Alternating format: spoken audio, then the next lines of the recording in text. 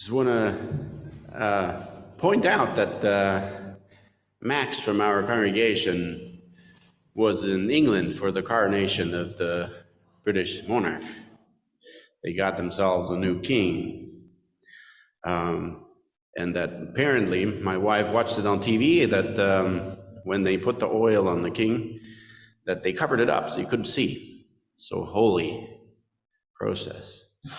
And that many people had gathered there to watch the coronation because they said that this might be the one time in their life they get to see this. And that there were many things that they had to do to follow the protocol. And that as the British people, to my amusement, they call themselves eternal nation, that they've always been. No one's ever conquered them, even though in their own history you can see that the Romans took over, but they just considered themselves to be Britain. Still, if you calculate the age of your nation that way, Finland has always also been forever. But anyway, through the years of their existence, they have developed all this protocol, all this how things should run in order for them to go smoothly, or I don't know if you'd call it smooth to have such a hubbub about making some person king, but it was all according to their own rules of their nation. And now we have been following the nation of Israel. They have been taken from captivity, and they're on their journey. Their eternal nation of Israel, that I don't know how much of a protocol can you have if you're slaves. You're under someone else's rule. You have none. And we've come so far as the Exodus 18, where the children of Israel, they're at the mountain of God. They have just had war with the Amalekites, and the people, they've left Egypt. They've suffered thirst and hunger and fought with the other people in Midian. And now it seems that there's a peaceful moment for the people. Evidently, they've had long enough time that the word can spread around about their presence in the land of Midian. Because by some calculations, there may have been up to 2 million Israelites camped out there. So it wasn't a small campfire that had a few people around. It was a lot of people. And then we'll find out that people will start to develop habits when they congregate like this, and they have no war to fight, or they have no enemy to flee from. Not all these things that they develop are healthy. Many of those things, they are unconscious, or they seem to be natural. But later you look back and you wonder, how did they become a habit in the first place? So let us read. And Jethro, the priest of Midian, Moses' father-in-law, heard all that the God had done for Moses and for Israel, his people, that the Lord had brought Israel out of Egypt. Jethro seems to be a title for Moses' father-in-law, because earlier we read that his name is actually Ruel. And he starts to hear about these people that are camped, the people of Israel, and he knows that Moses is leading them, because it says, Then Jethro, Moses' father-in-law, took Zipporah, Moses' wife, after he had sent her back. Now we immediately, in this chapter 18, there are many parts that I ask the question, why? I read through it and then I go, why? And here's one of them. It says that Moses' father-in-law took Zipporah, Moses' wife, after he had sent her back to Midian, obviously. So Moses has sent his family back to the Midian. And I remember, and we know, reading, when God almost killed Moses. But then Zipporah quickly circumcised the sons of Moses, saying, You are a bloody husband to me." This would have been the marker God asked to do with the descendants of Abraham to mark their covenant relationship with God Almighty and his people. It was practiced, but for some reason, perhaps the influence of Zipporah, Moses' sons had not been circumcised.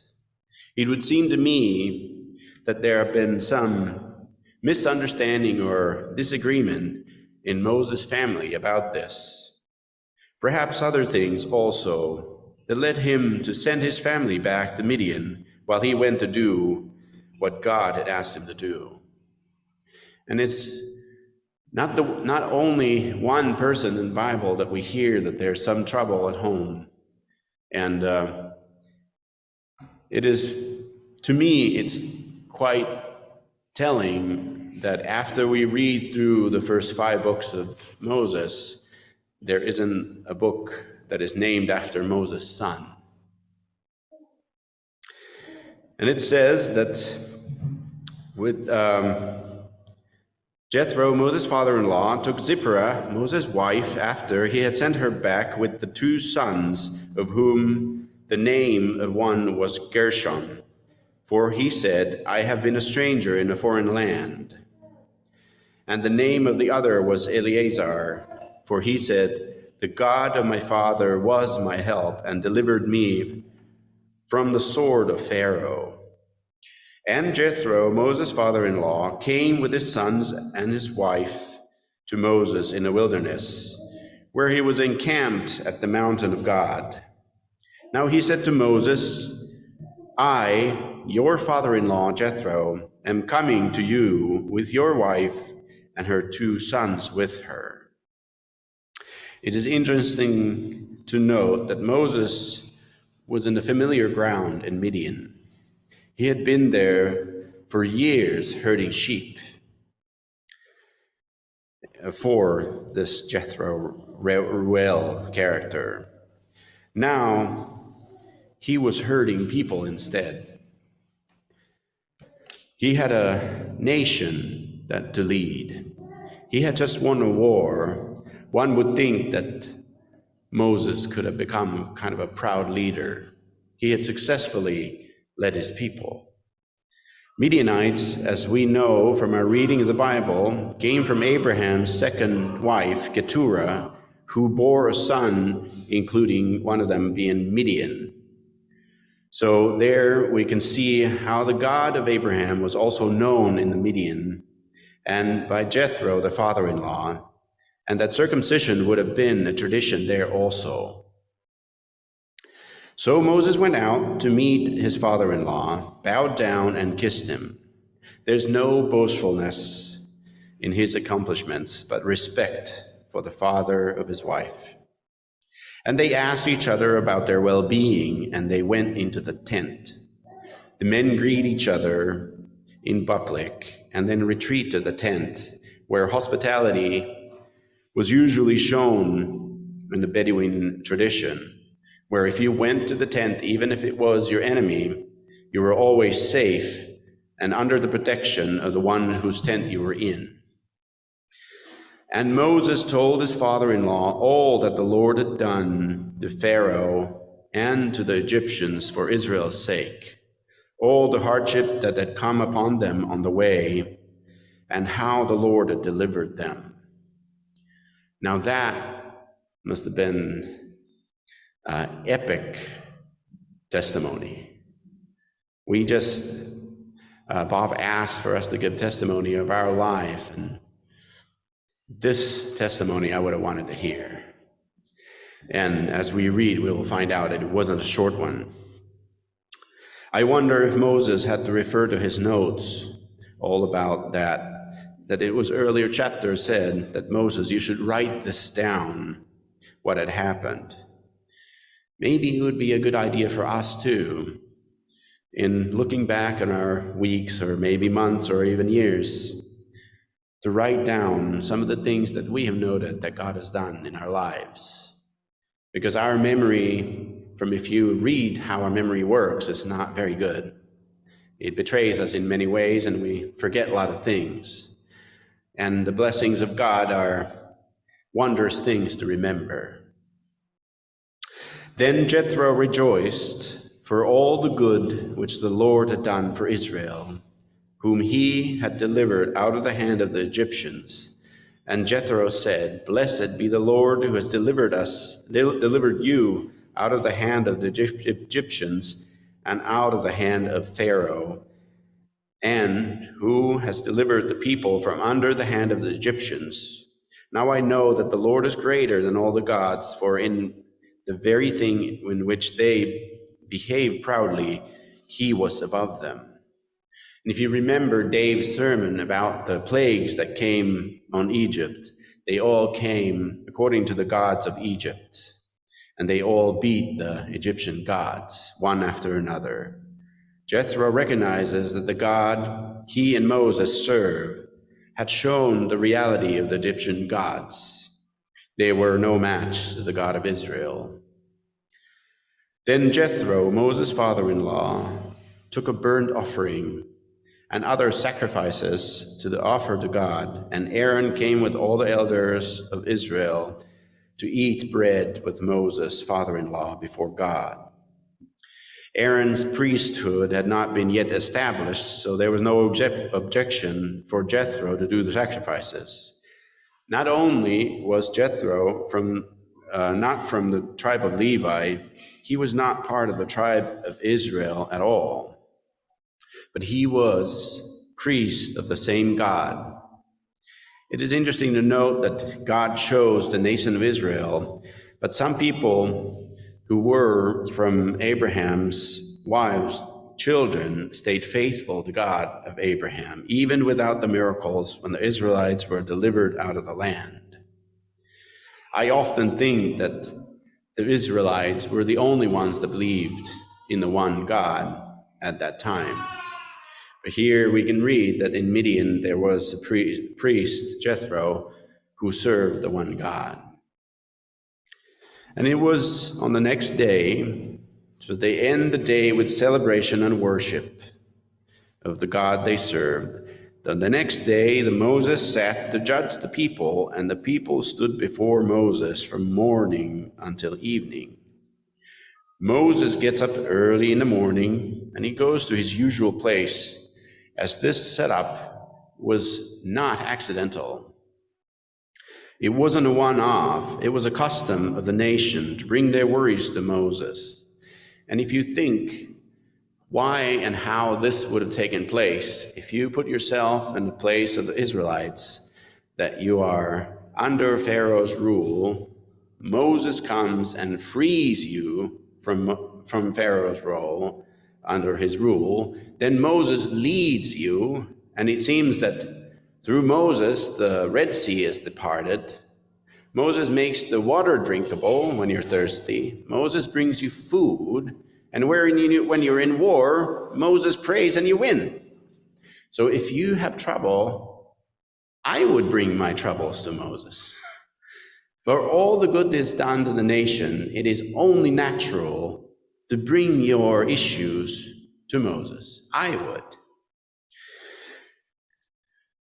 So when Moses' father-in-law saw all that he did for the people, he said, What is this thing that you are doing for the people? Why do you alone sit, and all the people stand before you from morning till evening? Jethro gets up in the morning. Moses is probably left already because his schedule is always full. I have trouble sleeping when I have many things on my mind. When there's too many things that I can't get them done and they're kind of halfway done always, I have difficulty sleeping. So maybe Moses also got up really early in the morning because he couldn't sleep anymore. He knew there's work to be done. So he goes out to his judgment place where he judges between the people. And then the father-in-law wakes up in the tent and Moses is gone. So he goes looking for him. Not hard to find because everybody goes to him. So he goes there and he says, What is this thing? What is going on? And he must have been there all day because he says that you on all the people stand before you from morning till evening. So it must have been late in the evening already. He must have watched this thing going on, maybe even days, we don't know. He comes from the outside of the nation, and he can see how crazy this setup is. Sometimes we need fresh pair of eyes. We need somebody from outside to look at what we're doing, to see the craziness. Even though, like I would agree, I would bring my worries to Moses too. And it'd be great if he would always solve them, because, well, he solved bigger issues anyway, already. Now, it's hard to take criticism, especially from your father-in-law. That takes a special kind of respect. But it is possibly the problem that Moses himself have also noticed. There's just not been anyone suggesting to change it. There was nobody to tell how to make it different. And Moses said to his father-in-law, "Because people come to me to inquire of God.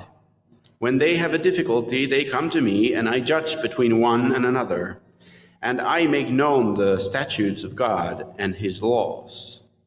And the explanation is straightforward. The people come to me. He is the judicial system of the nation of Israel. Was he in the earlier chapters called to judge the people? When he was called to his mission, was he said that be you the judge of the people of Israel? No, he was not.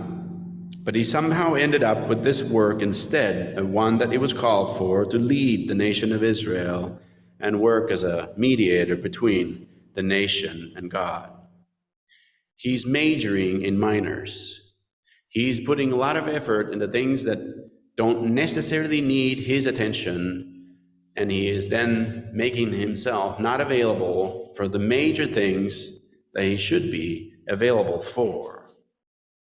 Because the important things are rarely pressing, and the trivial things are always stressing. It rhymes, and you should remember this.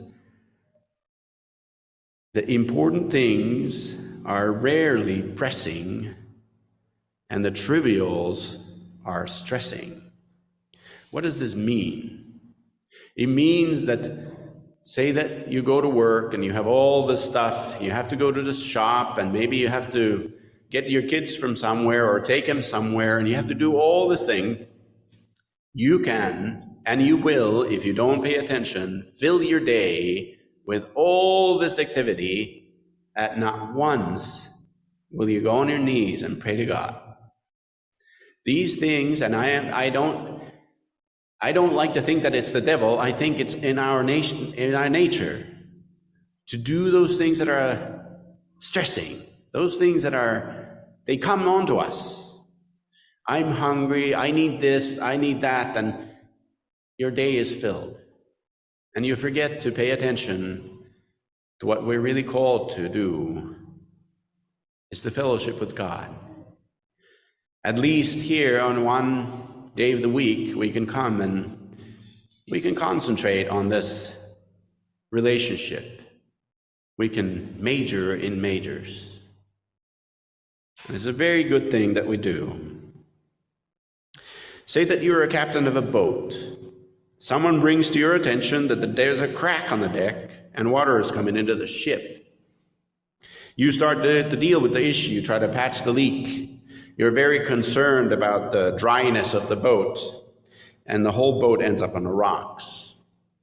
You can put the effort in the task that's not yours, and it will take all your time. We people are very good at this. It's not right time to do this and not right time to do that. I still have time to do all kinds of things before, and then we run out of time. Moses was not wasting his time, but he was doing something that was away from leading his people through the land and working as a mediator between God and people.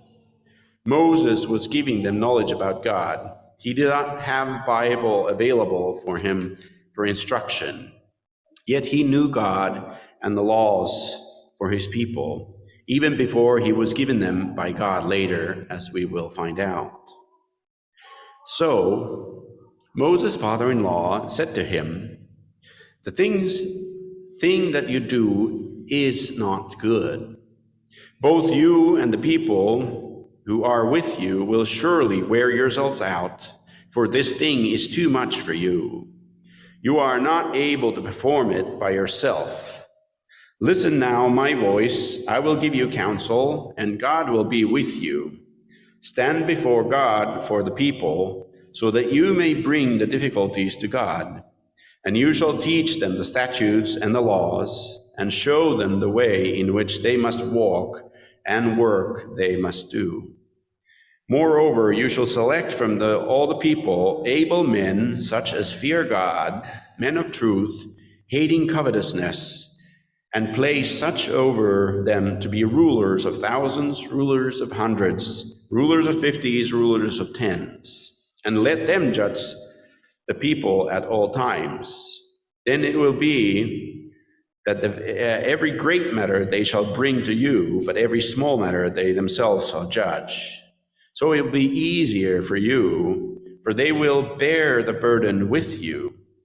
If you do this thing, and God so commands you, then you will be able to endure, and all people will also go to their place in peace." Now Jethro's advice is very obvious. You should find people who are able, fear God, believe in the truth, and hate dishonest gain. Now, these are the qualifications of people that God can use. They are able, they fear God, believe in truth, and hate dishonest gain. The qualifications for service are still the same. The first one is that you would fear God. We can all wish for that to be the first qualification for anybody to be elected in office. Just imagine the state of our nation if that was the first requirement of people in office. Not only is that remarkable, but all these things that they are asked of the people to come and judge the nation, they are attributes of quality, not skill or knowledge.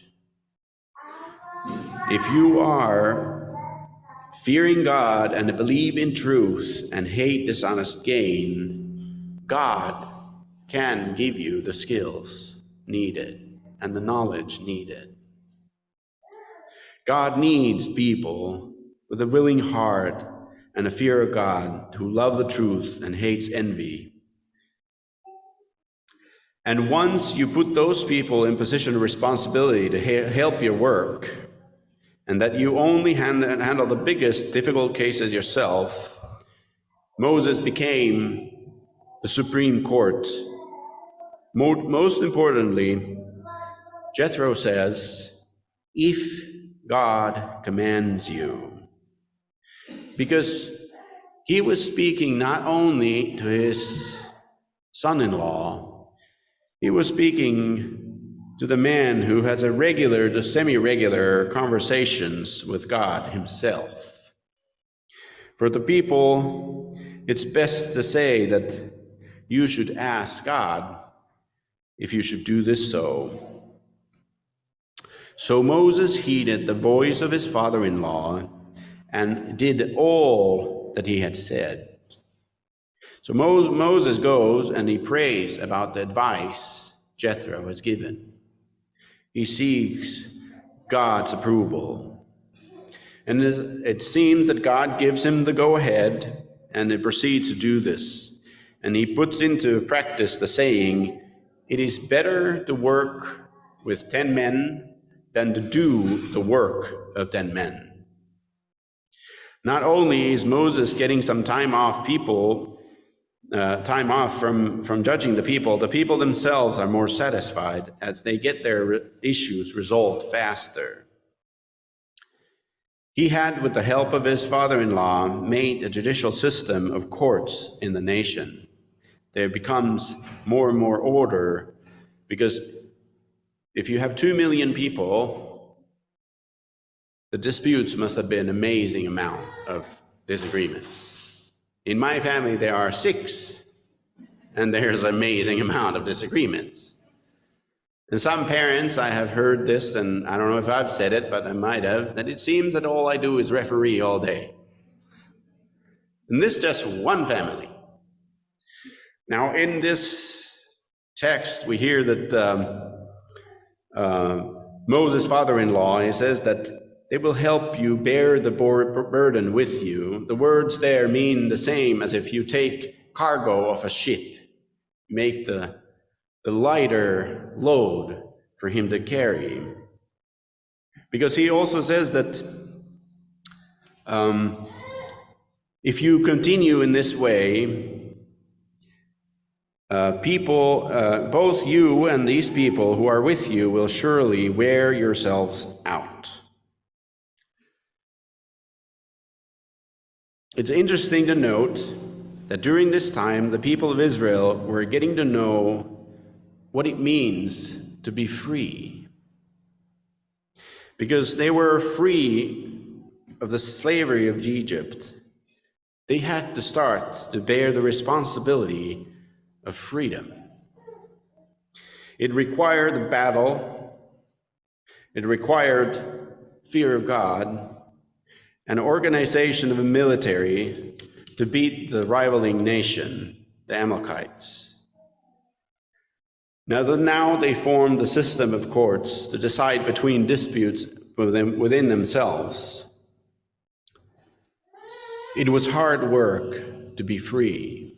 If you remember in the earlier chapters, I often said that, I wish we were back in Egypt where they had meat for us to eat. Because they would rather get free than be free.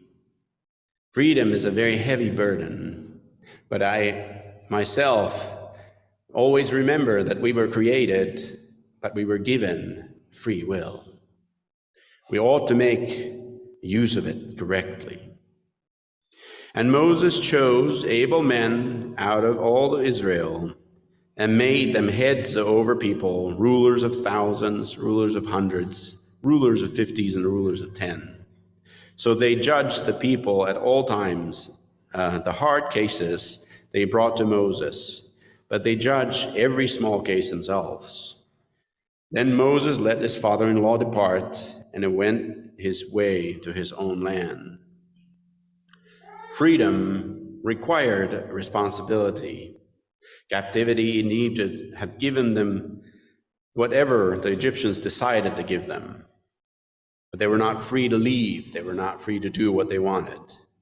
Now free, they got nothing unless they worked for it. Be it, God did provide them with food on a regular basis. I often say that we have in our congregation many places that we need help and bear the load. And if you've been a member of this congregation, you know that one man cannot do all things because it was too much to carry. The organization of the nation of Israel needed a lot of people to judge them. Some people to fight the wars and all people to pray. In our congregation, we also need you to be part of carrying the load. We need people who fear God, are able, and hate covetousness, and believe in truth. If you're not sure what skills you have and where you can be used, please talk to me, Dave, or Mervi about it. We need the people to shoulder the burden. Recent studies have shown that volunteering actually makes you happier. When you give your time and money for a good cause, it makes you happier. In a hospital in China, they've actually giving patients with chronic pain something to give so that they experience lower levels of perceived pain and discomfort. So you also, not only for the gain of the kingdom and to help us that carry the load of running this congregation, come for your own benefit and take part. So we can also together manage this and carry the load. Amen.